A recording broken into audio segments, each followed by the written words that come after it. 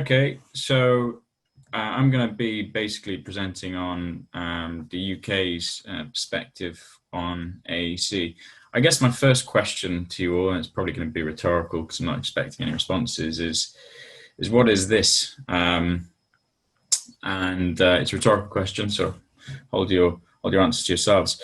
But this is basically the New York Erie Railroad ontological representation of duties. As it states on the image itself. Real quick, Sam, can you share your screen, please? Oh, sorry, my bad. Yeah, no worries. Sorry, yeah, it's absolutely fine. Now that would be helpful, wouldn't it? Let me know if you can see that. Can you see that? Not yet. But, Try that again. Share. There we go. Is that sharing? It is sharing. We're good. Okay. So starting again. Sorry. Yeah. So my question is, what is this? This is the New York Erie Railroad ontological representation of duties, and it's basically an organizational plan. The New York Erie Railroad was something that was chartered in 1842, and I guess what this represents is, even back in the mid-19th century, we recognized that things were connected with other things, including other activities in construction.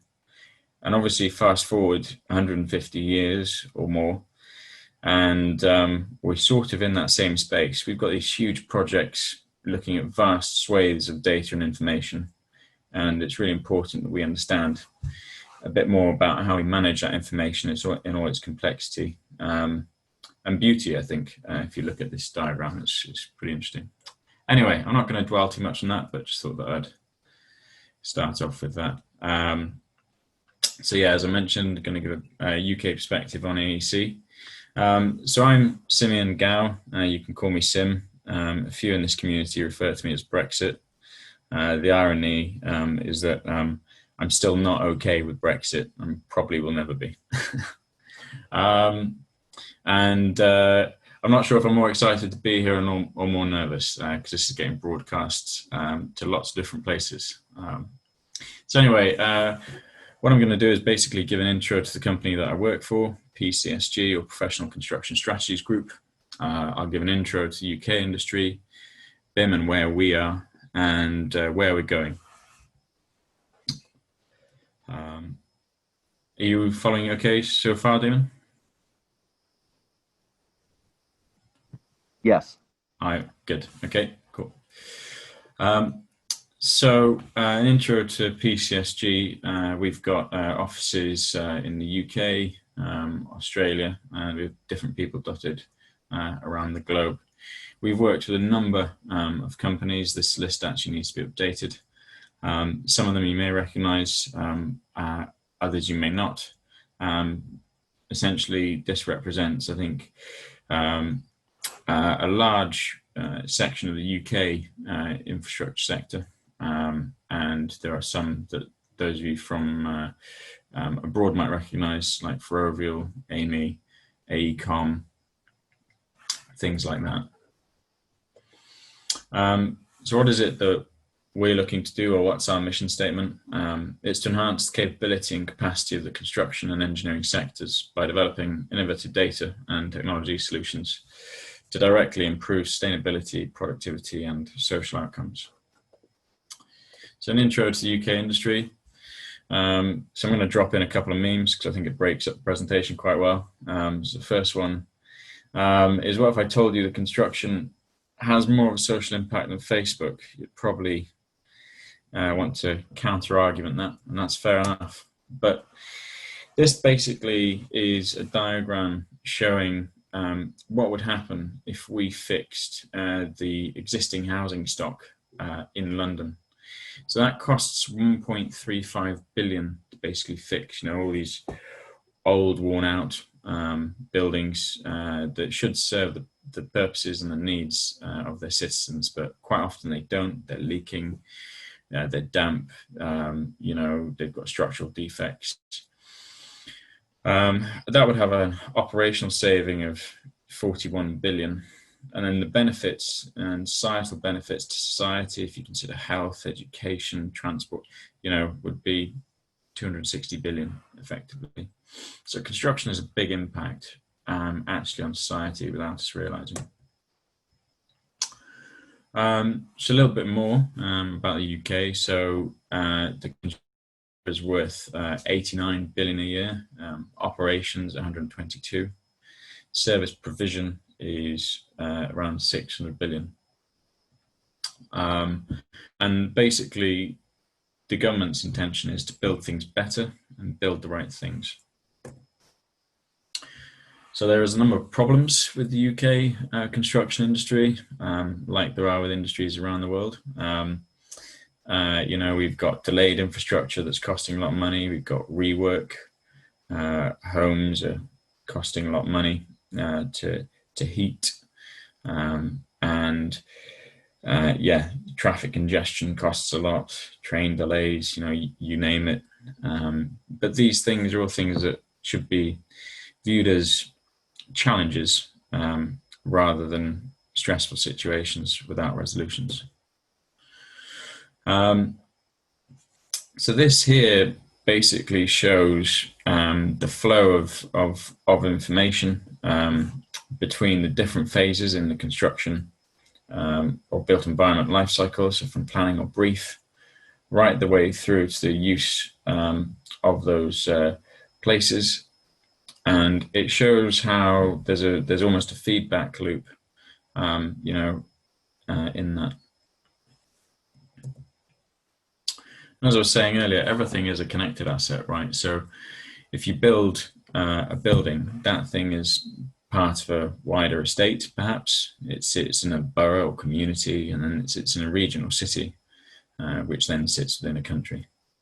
And it's knowing this that can give us a lot of insight and leverage into what we're able to do and achieve going forwards. There's a friend of mine, Simon, who's been unable to sort of make this event, but Simon basically heads up this arm called Innovate UK. Innovate UK is basically the government's research and innovation body to private sector or public sector, to be fair, innovations, looking at catalyzing on great ideas. And I think back in the early 2010s, the government had this idea of catapults. And basically what the catapults are is they're a connection of different organizations specializing in different domains and different industries. And the government's idea was to create these catapults with the assistance, I think, of Innovate UK, and Innovate UK was sort of past this. And there is another organization called I3P. And what they're effectively looking at doing was bringing together these large stakeholders, private stakeholders, so organizations that, I guess in advanced manufacturing, or future cities, Catapult and stuff like that, that are basically these links to industry. And then these catapults would effectively act as incubators for these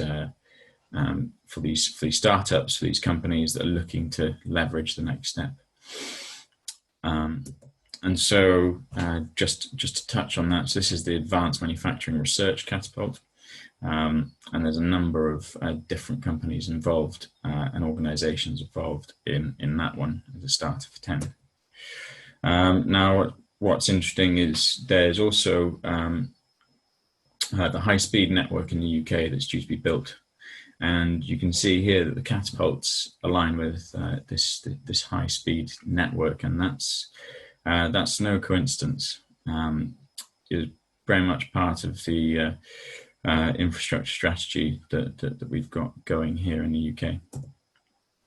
So I mentioned I3P. I3P is, I guess, public sector organisation. It sits alongside a number of bodies like Innovate UK, and the Knowledge Transfer Network.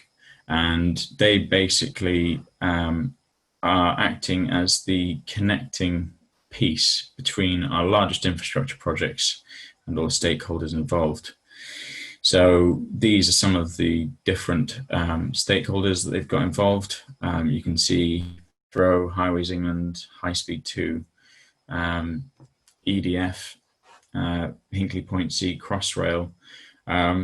Those are basically our largest airport, our largest transport system, our future rail network system that's going to be high speed, our greatest and biggest underground railway structure, and our new nuclear power station, respectively. And what I3P are looking to do is they're looking to leverage on all this knowledge, on all these innovations that occur within these large projects, and they're looking to get, and this might sound quite counterintuitive, but they're looking to get the large private firms that actually work within those and that are contracted within those schemes to knowledge share, because they recognize that actually by sharing the knowledge that they've acquired, the British construction community will be all more richer for it. So I hope that makes sense so far. Shows, I guess, was a bit of ambition by the UK government in wanting to progress and build things and to knowledge share as much as we can. So the next piece I'm going to talk a bit about is BIM and sort of where we are in the UK. I'm not sure how many of you are familiar with the term BIM, or Building Information Modeling. I understand across the pond it's referred to as VDC, I think. So you might be familiar that there's different levels with BIM, and people might be speaking of level 3. In truth, no one has properly really done level 3 yet. Sorry, I believe we had a comment. Did we, Damon? No, you're good. No, I'm good. Okay, cool. So where does this appetite for BIM come from? So there was a report back in 2011 that recognised that if we implemented BIM in the UK and we mandated it for every public sector project over the value of $1 million, that would lead to lower costs, faster delivery, lower emissions, and improvements in exports. And this was basically, if we geared up our industry then in 2025, this is what our projections should look like. And I think we're on a route to that. How close we are, the government hasn't provided a report on that as yet, but I think with this digital transformation piece, what we have seen is we've seen an uptake of this public sector mandated model that's now being used by the private sector. The private sector have really got on board and recognized that actually that if they deliver their projects using BIM as well, then they'll get the cost savings and the environmental savings, etc. That the public sector do. So this was all part of that. This is the wedge diagram. It's the Bew-Richards BIM level diagram, and it basically breaks down the information management of these construction projects into different levels. So level 0 is, basically, the right level of information management. Level 1 is sort of the BS 1192 or PAS 1192 standard, and then you've got level 2 and then level 3. What has happened since this is you've got a new standard called ISO 19650. And what that's tried to do is that's tried to take an international approach to the standards that are introduced here in the UK. And that's basically, I think, the history of the UK standards so far. It might seem a bit boring, but without these principles in place, on our major construction projects, we wouldn't be seeing the sort of levels of collaboration that we are today. And so where we're going.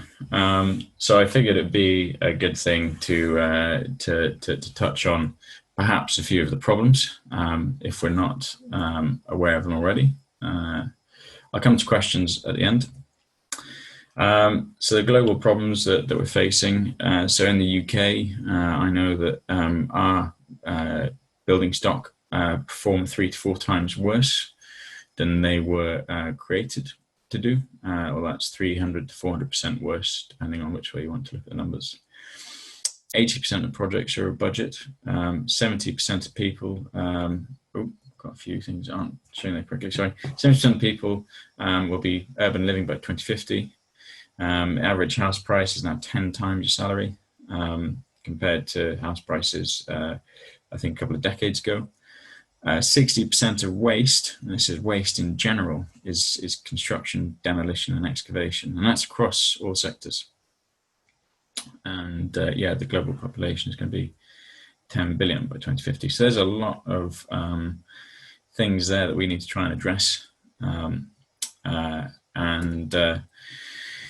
Within this, we need to sort of deliver 1,900 apartment buildings to house 100 people each every single day between now and 2050, if we're to accommodate this expanse in population growth besides anything else. And another thing I wanted to basically touch on was sort of the rapid rise of technology during this time that we've experienced, and it's only going to get more advanced and more quickly. This is basically sort of showing the stages, I guess, of technological evolution that we've witnessed, and you know, are going to continue to witness. It's not going to slow down anytime soon. But what we've got to realise is that throughout this time, actually, the sort of processes. So here's where I'm going to just present this to you. So if we think about data and the information that we've got, that's all very well and good. And so is the information, and so is insights and knowledge and intelligent decisions. However, without structuring the data correctly in the first instance, you're not going to be able to draw the information that you need, the insights from that information, the landscape of knowledge that's required to then make intelligent decisions. So there's a lot of, I think, sexy solutions out there that do very neat and tidy things.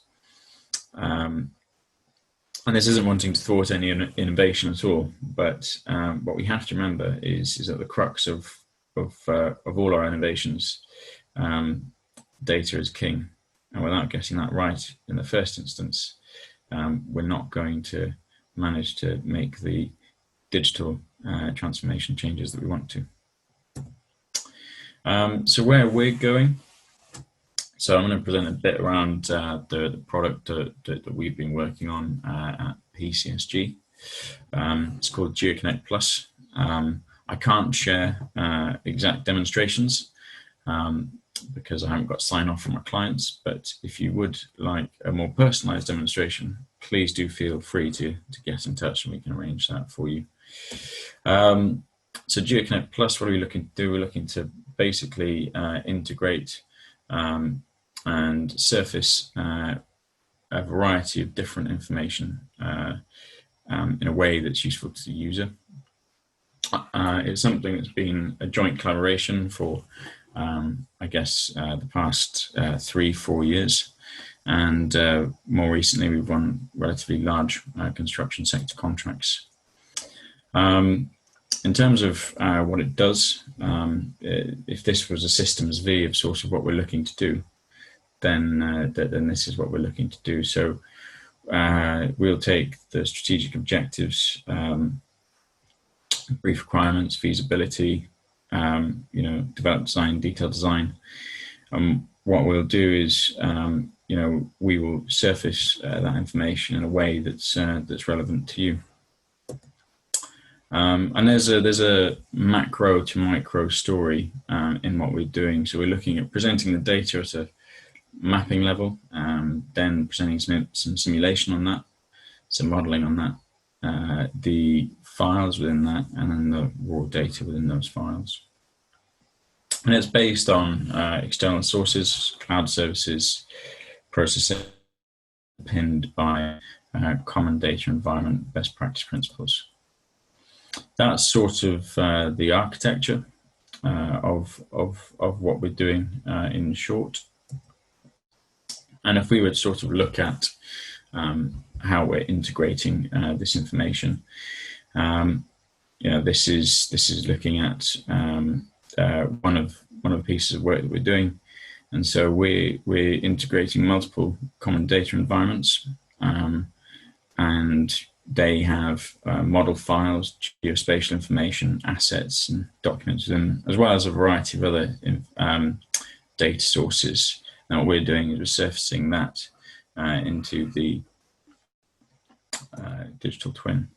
So this is basically a video that we put together 2 years ago, sort of demonstrating the variety of capabilities that we had, and I'll run through it from the off. So here, what you can see is High Speed 2, and I'll run you through. This is only a video. I can't show you the real demonstration because I don't have sign off. But should you wish to have a more personal demonstration, please do get in touch. So this is basically showing that we can select assets on a map.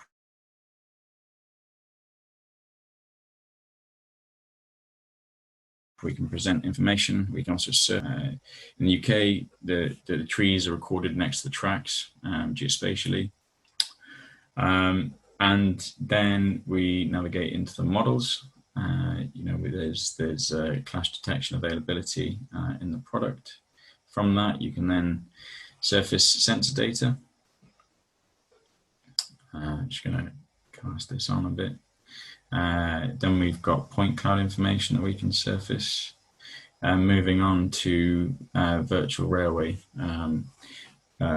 capability. And what we've done is we have basically combined all these elements into our off-the-shelf product. And effectively what it's doing is it's giving our customers that single source of truth, and providing with that golden thread of information that is, I think, hot on the lips of everyone. Anyway, I will leave that there and I'll navigate to the next slide. I could show you that as well. I'll move on, I think. So we're working with a partner called LockLab, who are based out of Germany. They provide, I think, a multitude of different services, and they have for the German rail sector, to the point that this is now so widely used in a couple of the organizations that they're now embedded in, that engineers are now becoming really quite competitive at who can diagnose the faults in the simulation the quickest, or simulations the quickest. So again, this is another video sort of showing that capability. So yeah, those are current clients of ours with regards to GeoConnect Plus. So where we're going, so we're also sort of representing / working on a bit of advanced generative design, I guess. So if you were to look at the traditional construction supply chain, you would notice that it's very fragmented, quite analog in many respects, and there doesn't seem to be a great particular amount of coordination. It's all quite messy. But what we can do is if we switch our supply chain to a digitally led supply chain, we can increase construction activity and construction output, and we can get 40% quicker on site and 30% quicker for the client. And that's not necessarily by using off-site manufacturing. That's just by doing things better in a more reasonable fashion and less fragmented. So digitally connected supply chains. So it all starts basically, the idea that we've been sort of working on is this advanced generative design tool. And it enable intelligent assets, the circular economy, BIM and Industry 4.0, and mass customization. And it's predicated on us having looked at the traditional construction design process, the generative design process, and then saying, okay, well, if we take the current models and current ways of working, and we want to cast the envelope a bit further forwards, in construction today, we're restricted by a number of, whether we recognize it or not, industry rules. So we're given design freezes by planners. We're told that we can't design anymore. Effectively, with the GBC, there is no end state design until it's been constructed. So you can have fully resolved models ready for manufacture at any stage of the project. And yes, the high-level architecture is that there would be a core technology, and that in here, there'd be a couple of modules, but where it's looking to get to is that there'd be a suite of applications built on top of the platform, and then effectively there'd be a generator marketplace, and that's where essentially you could build your own individual generators for the construction industry. So if we look at sort of traditional processes versus advanced generative design, you can see that the traditional process takes a lot of time. There's a lot of phases to it, and it requires basically a lot of time and resource. If you look at this over here, the requirements, the design and concept stage, detail engineering, construction documentation. With advanced generative design, what we're able to do is really minimize that process and resource to in effect what we believe is 5% of the time and of the usual process. So as a life cycle generative design system, what could it enable? Well, if you imagine you have a discussion with your client, you document your project issues, and then and the generator. So you input basically, your requirements into the generator, and that gives you a number of automated solutions. And this could also be true for the construction stage, post-construction stage, and the end of the building life cycle, so disassembly too. Again, it's not something that we've really pushed, but I think it's something that we should be. And in comparison with other tools, we think it could have quite a rather big impact.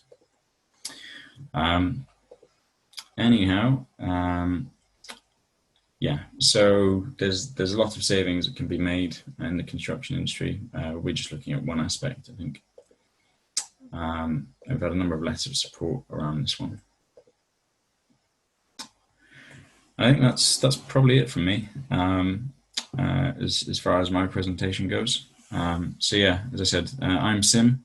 You can reach out to me as Simeon.